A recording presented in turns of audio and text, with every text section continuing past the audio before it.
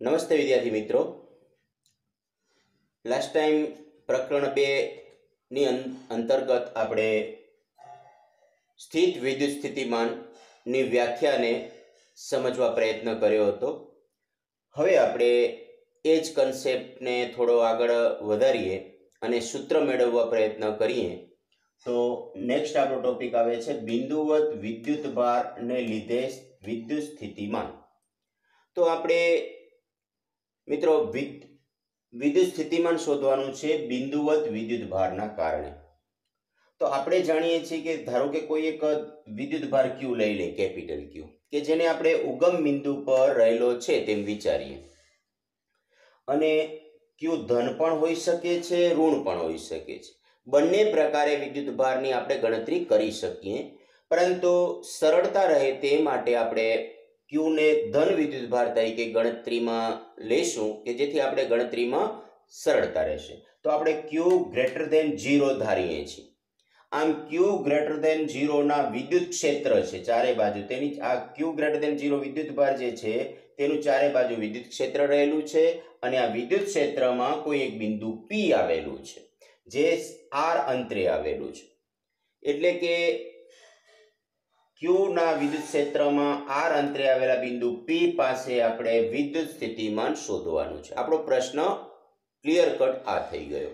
હવે તો આપણે P પાસે વિદ્યુત સ્થિતિમાન શોધવા માટે આપણે વ્યાખ્યાનો ઉપયોગ કરી. તો તમને ખ્યાલ છે કે વ્યાખ્યા આપણે ગઈકાલે જે વાત કરી હતી એ મુજબ એકમ ધન વિદ્યુત ભારને અનંત અંતરેથી વિદ્યુત ક્ષેત્રમાં આવેલા બિંદુ સુધી ક્ષેત્રની વિરુદ્ધ લાવવા માટે કરેલા કાર્યને તે બિંદુ પાસેનું વિદ્યુત સ્થિતિમાન કહેવાય. તે કન્સેપ્ટ સાથે આપણે આગળ જોઈએ તો આપણે એકમ ધન વિદ્યુત ભારને લાવવાનો છે. ક્યાંથી લાવવાનો છે મિત્રો? વ્યાખ્યા અનુસાર અનંત અંતરેથી. તો ધારો કે આપણે અનંત અંતરે લઈએ છીએ, અનંત અંતરે આવેલું કોઈ એક બિંદુ લઈએ છીએ કે જે અનંત અંતરે આકૃતિમાં દર્શાવ્યા મુજબ આવેલું છે. હવે આ અંતરેથી આપણે એકમ ધન વિદ્યુત ભારને લાવવાનો છે અને P પાસે લાવવાનો છે. હવે જ્યારે એકમ ધન વિદ્યુત ભારને ક્ષેત્રની વિરુદ્ધ આપણે P પાસે લાવીશું તો તમને ખ્યાલ છે કે તે બિંદુ પાસે કરવું પડતું કાર્યને જ તે બિંદુ પાસેનું આપણે વિદ્યુત સ્થિતિમાન ઓળખીશું. તો સૌપ્રથમ તો અનંત અંતરેથી જ્યારે વિદ્યુત ક્ષેત્રમાં આપણે લાવીએ છીએ તો આપણે અનંત અંતરે એકમ ધન વિદ્યુત ભારને કલ્પના કરીએ છીએ. આ પણ ધન છે, આ પણ ધન છે. એકમ ધન એટલે અપાકર્ષણ બળની વિરુદ્ધ આપણે લાવીને તેના પર કાર્ય કરવાનું છે અને આ કાર્યને જ આપણે તે બિંદુ પાસેનું વિદ્યુત સ્થિતિમાન કહીશું. તો સૌપ્રથમ આપણે એકમ ધન વિદ્યુત ભાર અનંત અંતરેથી જે કલ્પના કરીને આપણે ધીરે ધીરે લાવીએ છીએ. યાદ રાખજો, લાસ્ટ ટાઈમ સમજાવ્યું હતું તે પ્રમાણે આપણે તેને પ્રવેગ રહિત લાવવાનો છે. એટલે પ્રવેગ રહિત લાવવા માટે આપણે વારંવાર તેના પર તેના અપાકર્ષણ બળની વિરુદ્ધમાં કાર્ય કરવું પડશે. તમને એ પણ ખ્યાલ છે કે જો વિદ્યુત ભારને આપણે માર્ગમાંના કોઈ પણ સ્થળે જો આપણે તેને મુક્ત છોડી દઈશું તો વિદ્યુત ભાર પાછો અપાકર્ષણ બળની અસર હેઠળ ચાલ્યો જશે.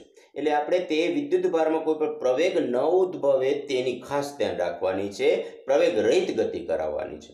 તો આપણે આ રીતે વિદ્યુત ભારને લાવવાનો છે. તો માર્ગ અનંત અંતરેથી P પાસે લાવવા માટેના જે માર્ગ છે, તમને આ માર્ગની પણ ચોક્કસ સ્પષ્ટતા કરી દઉં. કારણ કે આ માર્ગ પર અનંત અંતરેથી P પાસે આપણે ઘણા બધા માર્ગે આવી શકીશું. આ રીતે આવી શકીશું, આ રીતે, પછી અહીંયાથી આમ ફરીને આવી શકીશું, ઉપરથી આમ ફરીને આવી શકીશું, આમ અસંખ્ય માર્ગે આવી શકીશું. અને લાસ્ટ લેક્ચરમાં જ, લાસ્ટ ટોપિકમાં જ આપણે શીખ્યા છીએ કે એક બિંદુ પાસેથી બીજા બિંદુ પર વિદ્યુત ભારને લાવવા માટે કરવું પડતું કાર્ય માર્ગ પર આધારિત નથી. અને જ્યારે આવું કાર્ય માર્ગ પર આધારિત ન હોય તો તે માત્ર પ્રારંભિક અને અંતિમ સ્થાન પર જ આધારિત છે. એટલે આપણે વિદ્યુત ભારને કોઈ પણ માર્ગે લાવી શકીએ છીએ, પરંતુ સરળતા રહે તે માટે આપણે આકૃતિમાં દર્શાવેલા માર્ગે જ અનંત અંતરેથી P પાસે સીધા માર્ગે લાવીએ છીએ. પણ યાદ રાખશું, આ માર્ગ આપણે સરળતા ભરવો લીધો છે. હવે અનંત અંતરેથી P પાસે લાવવાના માર્ગમાં આવતું કોઈ એક બિંદુ P' છે અને આ બિંદુ P' પર આ વિદ્યુત ભાર જે Q ગ્રેટર ધેન 0 છે તેના વડે આ એકમ ધન વિદ્યુત ભાર પર કંઈક બળ લાગશે. આ બળ આપણે કુલમના નિયમ અનુસાર સમજીશું તો કુલમના નિયમ અનુસાર આ બળ કેટલું હશે તો તમને ખ્યાલ છે કે F બરાબર K Q1 Q2 upon R² સૂત્ર અનુસાર F બરાબર K ની જગ્યાએ 1/4πε0 પણ લખી શકીશું તો F બરાબર K Q1 એટલે Q Q2 એટલે એકમ ધન વિદ્યુત ભાર upon R એટલે હવે R એટલે શું તો આપણા કિસ્સામાં P ડેશ પાસે આપણે છીએ તો P ડેશ પાસે આપણે છીએ તો આ અંતર ધારો કે R ડેશ છે એટલે upon R dash square into R dash caret. હવે મિત્રો R ડેશ કેરેટ શું છે તો તમને ખ્યાલ છે કે OP ની દિશામાં OP ડેશ ની દિશામાં અથવા OP ની દિશામાંનો એકમ સદિશ છે બરાબર. તો આ રીતે આપણે આ જે વિદ્યુત ભારને જે લાવીએ છીએ તેના પરનું બળ શોધી શકીએ છીએ સમજી શકીએ છીએ. હવે આપણે આ P ડેશ પાસેથી P પાસે લાવીએ છીએ તો રસ્તામાં નાના નાના અસંખ્ય સ્થાનાંતર આપણે કરવા પડશે. આવા એક નાના સૂક્ષ્મ સ્થાનાંતર ધારો કે ડેલ્ટા R ડેશ છે તો આપણે વિદ્યુત ભારને R ડેશ અંતરેથી R ડેશ આ અંતર R ડેશ છે ત્યાંથી આપણે થોડુંક શું કરવાનું છે આપણે સ્થાનાંતર કરવાનું તો ધારો કે વિદ્યુત ભારને R ડેશ થી R dash plus delta R dash સુધીમાં આ બળ વિરુદ્ધ આજે આપણે બળ લાગે છે એના વિરુદ્ધ જે કાર્ય કરવું પડે છે તે કાર્ય બરાબર બળ ગુણ્યા સ્થાનાંતર તો બળ ગુણ્યા સ્થાનાંતર અને આ કાર્ય W ડેલ્ટા W બળ કેટલું લાગે છે તો આપણે ખ્યાલ છે કે K Q upon R dash square into delta R dash સ્થાનાંતર આપણું થાય છે ડેલ્ટા R ડેશ અને આપણે ખ્યાલ છે કે આપણે delta R dash less than 0 છે એટલે delta R dash less than 0 છે તેથી આપણે ઋણ નિશાની મૂકીશું જેના કારણે આપણને મળતું આ સૂક્ષ્મ કાર્ય ધન બનશે. યાદ રાખશું આપણે બરાબર યાદ રાખશું ડેલ્ટા R ડેશ ઋણ હોવાના કારણે આપણે અહીંયા ઋણ નિશાની મૂકેલ છે પણ ડેલ્ટા W આપણને અહીં ધન મળશે. હવે આ તો આપણને થયું સૂક્ષ્મ કાર્ય અહીંથી અહીં લાવવા માટે પરંતુ જો આપણે કુલ કાર્ય શોધવું હોય તો કુલ કાર્ય શોધવા માટે આપણે અનંત અંતરેથી એટલે કે R ડેશ ને આપણે અનંત અંતરેથી R સુધી લાવવા માટે R ડેશ ને આપણે ક્યાંથી R ડેશ છે અહીંયાને બદલે આપણે અહીં સુધી વિચારવાનું તો અનંત અંતરે એટલે ઇન્ફિનિટી થી આપણે અહીં લાવવાનું છે એટલે કે અહીંથી R અંતરે લાવવાનું છે. જો મિત્રો બધા અંતર આપણે અહીંથી ગણાશે એટલે પહેલા આપણો વિદ્યુત ભાર ક્યાં છે અનંત અંતરે છે એટલે અનંત અંતરેથી પછી આપણે વિદ્યુત ભાર ક્યાં લાવવાનો છે P પાસે તો P પાસેનું અંતર કેટલું છે R છે એટલે અનંત અંતરેથી R સુધી લાવવા માટે કરવું પડતું કુલ કાર્ય શોધવા માટે નાના નાના સૂક્ષ્મ અતિ સૂક્ષ્મ કાર્ય જે મળશે આપણે તેનો સરવાળો કરીશું અને આ સરવાળો તમને ખ્યાલ છે સતત કાર્ય હોવાના કારણે તે સંકલનમાં પરિણમશે એટલે કુલ કાર્ય W બરાબર આપણને minus integration from infinity to R KQ by R dash square into dr dash સૂક્ષ્મ કાર્ય હોવાને કારણે આપણે dr dash મૂકીશું સંકલન માટે is equal to K અને Q કોન્સ્ટન્ટ છે એટલે સંકલનની બહાર નીકળશે અને સંકલનની અંદર રહેશે માત્ર 1/r dash square એટલે કે r dash raised to -2. હવે તમને ખ્યાલ છે કે r dash raised to -2 એટલું સંકલન થશે -1/r dash સંકલનના નિયમ અનુસાર તો -1/r dash આવ્યું અને એની લિમિટ આવશે lower limit infinity to r is equal to minus plus મળશે kq ઇન્ટુ માઇનસ પ્લસ ને 1/r dash ની જગ્યાએ પહેલા upper limit r minus lower limit 1/ઇન્ફિનિટી is equal to kq by r અને 1/ઇન્ફિનિટી 0 થશે. તો હવે આપણે જાણીએ છીએ કે આ તો કાર્ય મળ્યું પણ ક્યાંનું કાર્ય મળ્યું શાનું કાર્ય છે તો તમને ખ્યાલ છે આ કાર્ય આપણે એકમ ધન વિદ્યુત ભારને અનંત અંતરેથી ક્ષેત્રમાં આવેલા બિંદુ P સુધી ક્ષેત્રની વિરુદ્ધ લાવવા માટે થતું કાર્ય છે અને વ્યાખ્યા અનુસાર જે અમે હમણાં જ બોલ્યું એ વ્યાખ્યા અનુસાર આ કાર્યને તો આપણે વિદ્યુત તે બિંદુ પાસેનું વિદ્યુત સ્થિતિમાન કહીએ છીએ. કારણ કે વ્યાખ્યા ફરીથી રિપીટ કરી દઉં છું કારણ કે ખૂબ અગત્યનું વ્યાખ્યા છે કન્સેપ્ટ છે કારણ કે આ કાર્યને આપણે વિદ્યુત સ્થિતિમાન કહેવાનું છે. તો વ્યાખ્યા મિત્રો ફરીથી એક વખત રિપીટ કરું છું. એકમ ધન વિદ્યુત ભારને અનંત અંતરેથી વિદ્યુત ક્ષેત્રમાં આવેલા બિંદુ સુધી ક્ષેત્રની વિરુદ્ધ લાવવા માટે કરવા પડતા કાર્યને તે બિંદુ પાસેનું વિદ્યુત સ્થિતિમાન કે એટલે કાર્યને જ વિદ્યુત સ્થિતિમાન પણ કહેવાય. પણ શરત શું વિદ્યુત ભારને અનંત અંતરેથી લાવવાનો છે આ ક્ષેત્રમાં આવેલા બિંદુ સુધી લાવવાનો છે અને અપાકર્ષણ બળની વિરુદ્ધ એટલે કે વિરુદ્ધ કાર્ય કરવાનું છે આ કન્ડિશન હેઠળ જે કાર્ય થાય તેને તે બિંદુ પાસેનું વિદ્યુત સ્થિતિમાન કહીશું. એટલે મિત્રો હવે આપણને આ જે કાર્ય મળે છે તે કાર્યને આપણે વિદ્યુત સ્થિતિમાન કહેવામાં કાંઈ સંકોચ થવો જોઈએ નહીં. વ્યાખ્યાને બરાબર સમજીશું તો આપણે કાંઈ પ્રોબ્લેમ નથી. તો આ વ્યાખ્યા અનુસાર આ કાર્યને આપણે વિદ્યુત સ્થિતિમાન કહીશું. વિદ્યુત સ્થિતિમાનને v વડે દર્શાવીશું અને v છે તે અંતર પર આધારિત હોવાથી v ડિપેન્ડ્સ ઓન r કહીશું ઇઝ ઇક્વલ ટુ આ kq/r, જ્યાં k બરાબર 1/4πε0 છે. આમ આપણને બિંદુવત વિદ્યુત ભાર જે કેપિટલ Q ગ્રેટર ધેન 0 છે તેના લીધે સ્થિતિમાન એટલે કે P બિંદુ પાસેનું એટલે કે r અંતરેનું સ્થિતિમાન આપણને મળ્યું v બરાબર kq/r.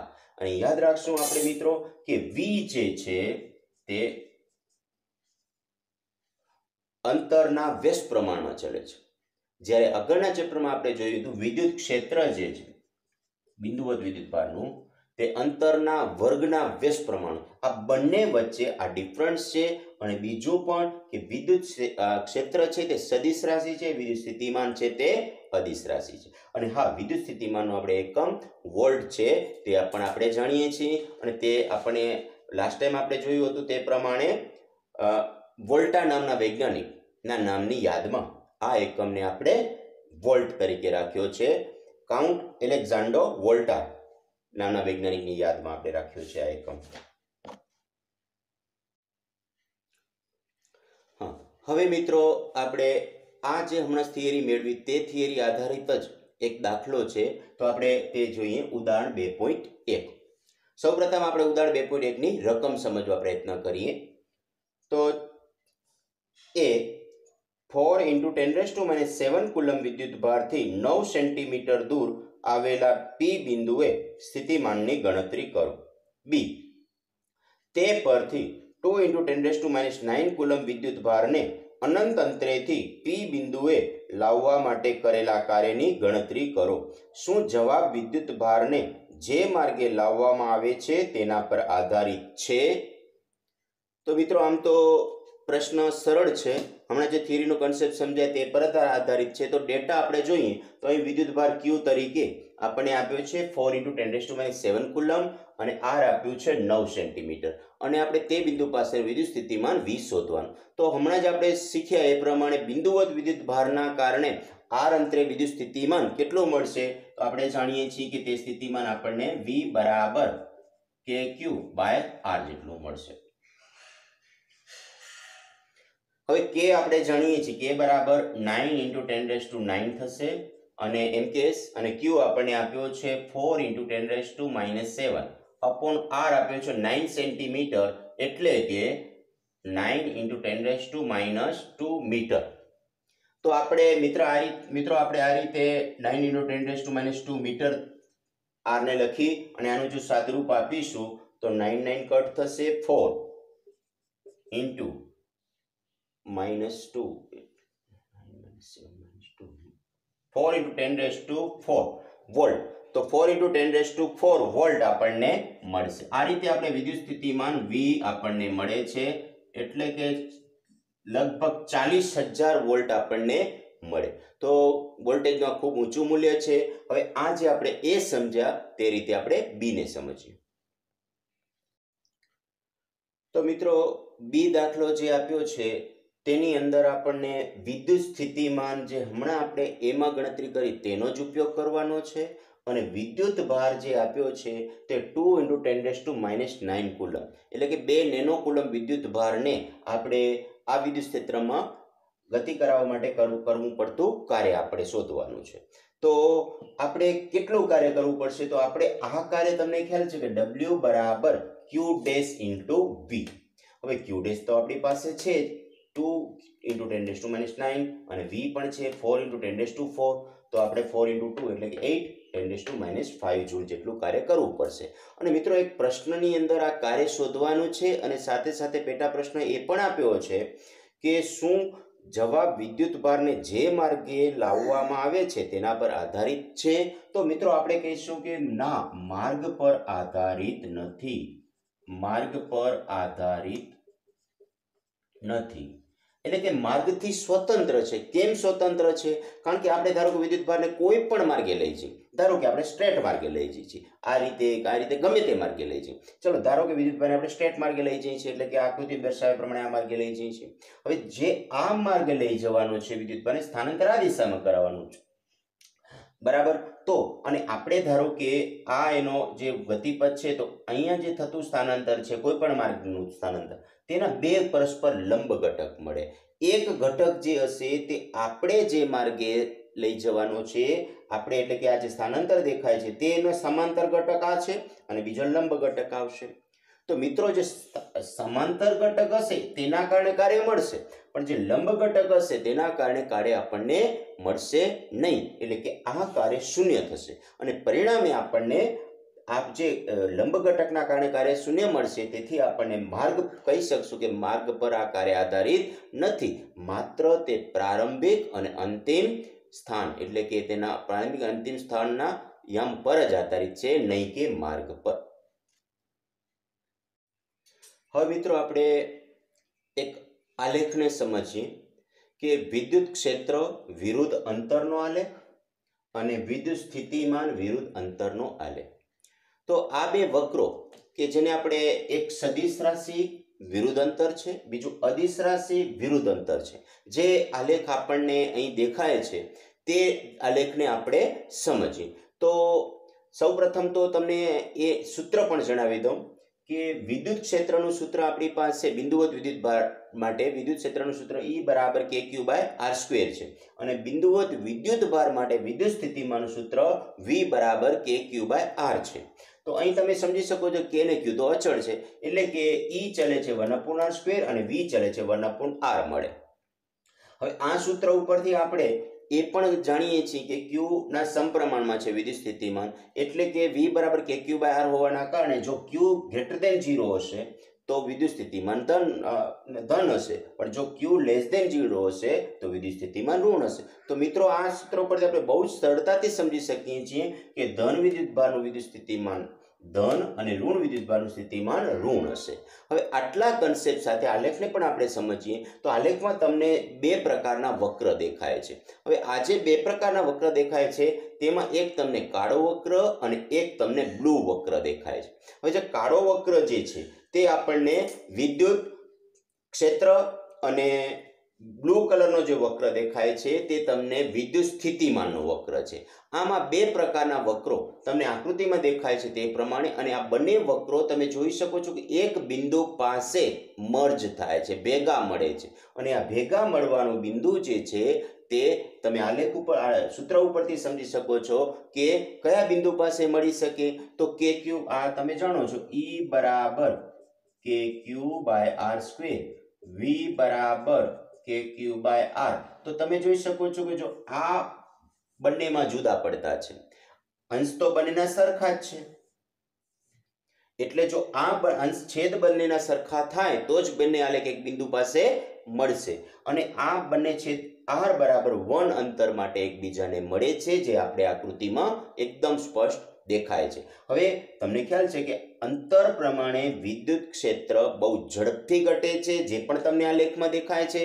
અંતર જેમ જેમ વધતું જાય છે તેમ તેમ વિદ્યુત ક્ષેત્ર બહુ ઝડપથી ઘટતું જાય છે, જ્યારે વિદ્યુત સ્થિતિમાન અંતર